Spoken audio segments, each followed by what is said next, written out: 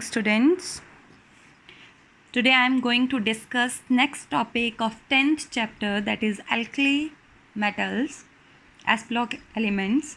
तो उसमें next question है, why alkali metal give deep blue color and become highly conductive in nature when dissolved in ammonia.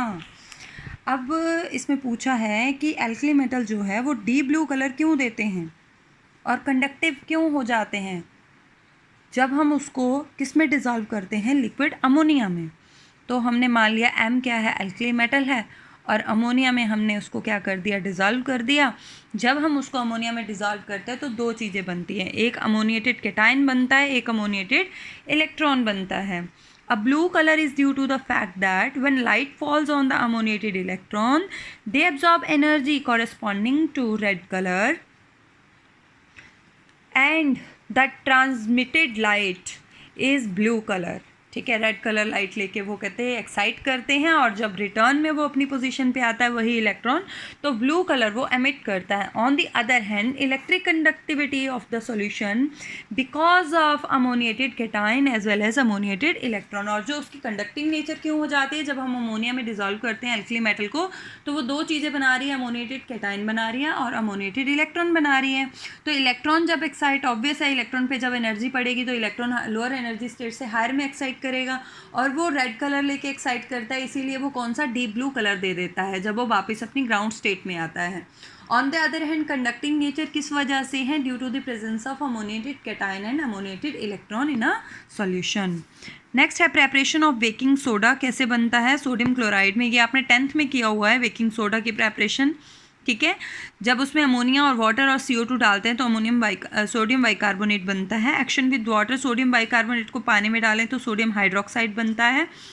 2 molecules of sodium bicarbonate की अगर हम heat करते हैं तो हमारे पास सोडा ऐश बनता है. सोडा ऐश में हम 10 मॉलिक्यूल ऑफ वाटर डालते हैं तो वॉशिंग सोडा बनता है. अगर हम सोडियम बाइकार्बोनेट में HCl डालते हैं तो फिर से NaCl, वाटर और CO2 प्रोड्यूस होता है.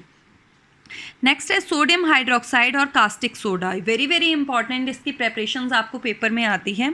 तो पहले है Nelson cell. The cell consist of an iron tank in which the cathode is cylindrical perforated steel cathode line inside with asbestos diaphragm. ये है हमारे पास नेल्सन सेल. ये नेल्सन सेल की कंस्ट्रक्शन है. एस्बेस्टस डायाफ्रागम है, इसके अंदर जो है ब्राइन सॉल्यूशन डाला हुआ है. इसके अंदर एक रॉड है, act as anode, and this one act as a cathode. Perforated steel है. ये जो है टैंक, ये कैथोड की तरह काम कर रहा है. ये जो बीच में कार्बन की रॉड है ये एनोड की तरह काम कर रही है. ये ब्राइन सॉल्यूशन जो NaCl को पानी में डिसॉल्व करते हैं उसको ब्राइन सॉल्यूशन बोलते हैं. यहाँ से सोडियम हाइड्रोक्साइड बन जाएगा और इसको यहाँ से टैप से निकाल लेंगे. ठीक है, अब इसकी देखते हैं. Completely pure brine solution is placed in it and graphite rod is dipped in the solution to act as the cathode. On passing current electrolysis tank place, chlorine is formed at the anode. Anode पे क्या बन रही है, chlorine बन रही है. Cathode पे क्या बनेगी, हाइड्रोजन बनेगी. कैथोड साइड से हाइड्रोजन बाहर निकल रही है, बाहर कैथोड है, ये सेंटर में एनोड है. एनोड पे देखो क्या बन रही है, क्लोरीन. तो क्लोरीन यहाँ से निकल रही है, और ये जो बाहर टैंक है ये कैथोड है, और कैथोड से क्या निकल रही है, hydrogen.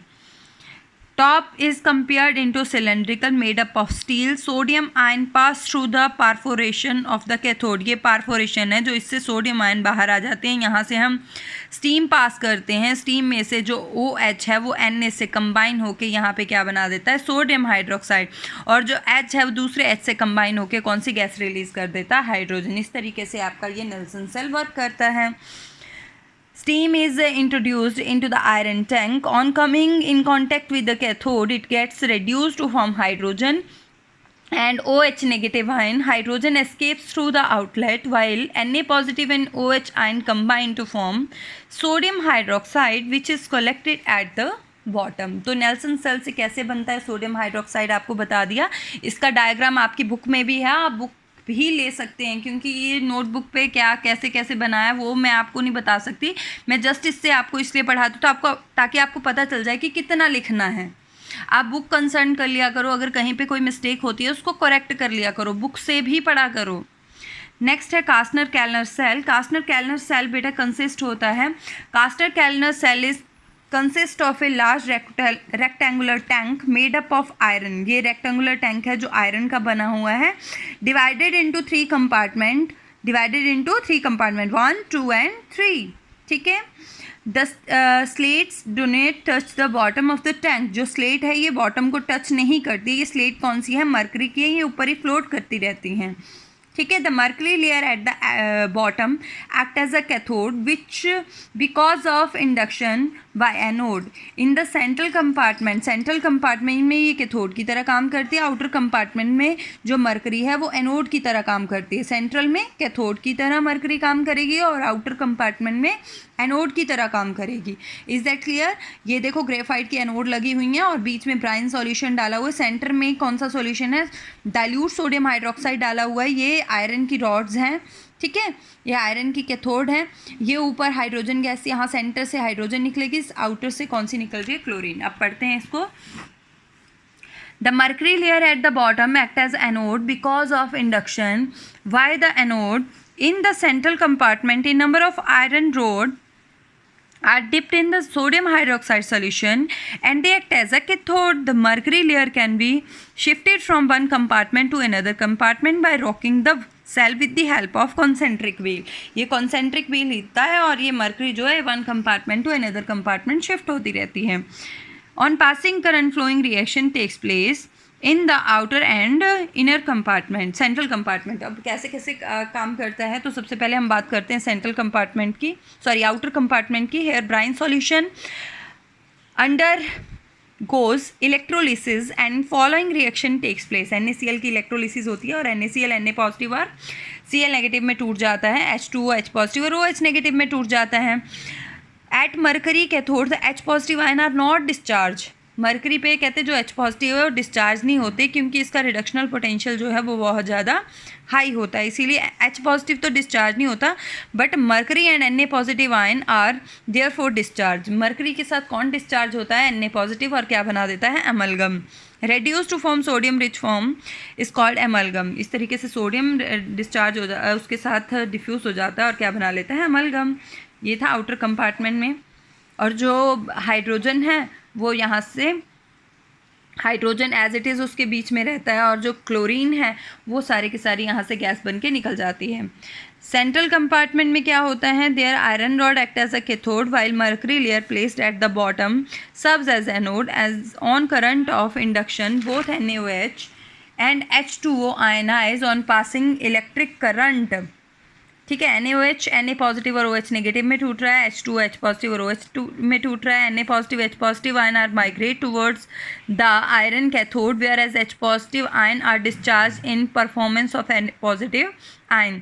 The hydrogen goes escape from the outlet. Hydrogen centre से बाहर निकल जाती है और जो क्लोरीन है वो साइडों से बाहर निकल जाती है. क्लोरीन एनोड पे जाती है, रेड्यूस होती है, अपने इलेक्ट्रॉन देती, सॉरी ऑक्सीडाइज्ड होती है और क्लोरीन के साथ बॉन्ड बना के वहाँ से बाहर निकल जाती है.